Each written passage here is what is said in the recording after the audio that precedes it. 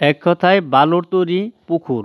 আর আপনারা কিভাবে পুকুরগুলো তৈরি করবেন যে বালি দিয়ে হেরে, সেটা কিন্তু আমি দেখাচ্ছি এখানে।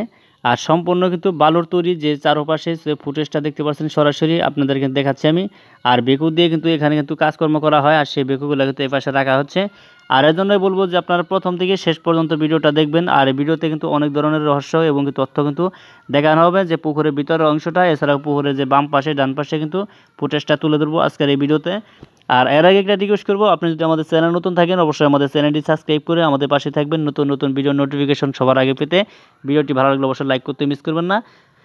আর এ হচ্ছে দেখতে পাচ্ছেন যে আমরা অনেকেই কিন্তু গ্রামে যে আমরা পুকুরগুলো তৈরি করে থাকি, আর সেই পুকুরের ভিডিও যদি আপনারা দেখতে চান অবশ্যই আমার পিছনের যে আগের ভিডিওগুলো আপলোড করা আছে সেটা চাইলে সেই ভিডিও কিন্তু আপনি দেখতে পারেন।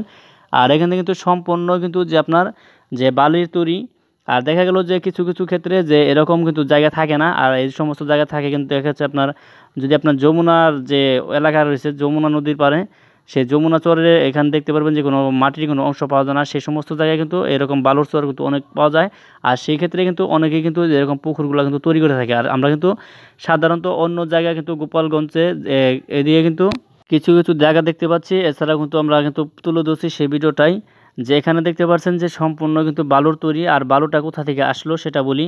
আর বালুটা কিন্তু আপনার এখানে ছিল, আর সেই বালু কিন্তু আমরা নিচ থেকে যত গর্ত করি তখন কিন্তু আমরা এই বালুগুলো পেয়ে থাকি। আর সেই বালু কিন্তু আমরা উপরে চারপাশে কিন্তু যে আমরা দেখতে পাচ্ছেন যে ভান দিয়েছি, যেটা গ্রামের আঞ্চলিক ভাষায় বলে থাকি। আর আমার যে বাম পাশের দৃশ্যটা রয়েছে এখানে কিন্তু যে আপনার মোটামুটি মাটির অংশ পাওয়া গেছে। আর এখানে দেখতে পাচ্ছেন যে কিছু যে আপনার ফুটেজ, ঘরের ফুটেজটা দেখতে পাচ্ছেন, এখানে মানুষ বসবাস করার জন্য তো কিছু জায়গা রয়েছে।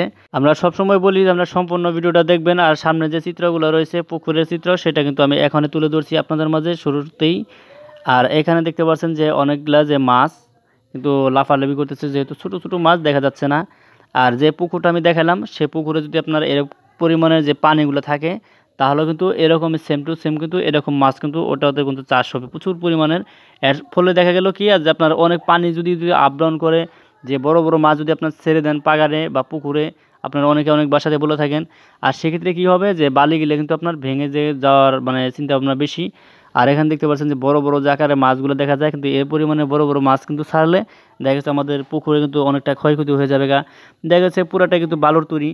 আর বালুর তৈরি থাকলে কিন্তু আমাদের একটা রিস্ক থেকে থাকে, যেহেতু পানিটা যদি আপনার নাড়াচাড়া খায় তখন কিন্তু বালিগুলা কিন্তু ভেঙে ভেঙে কিন্তু পুকুরে কিন্তু পড়ে যায়। আর সেক্ষেত্রে কিন্তু আমরা কিন্তু অনেকটা রিস্ক থেকে থাকবো।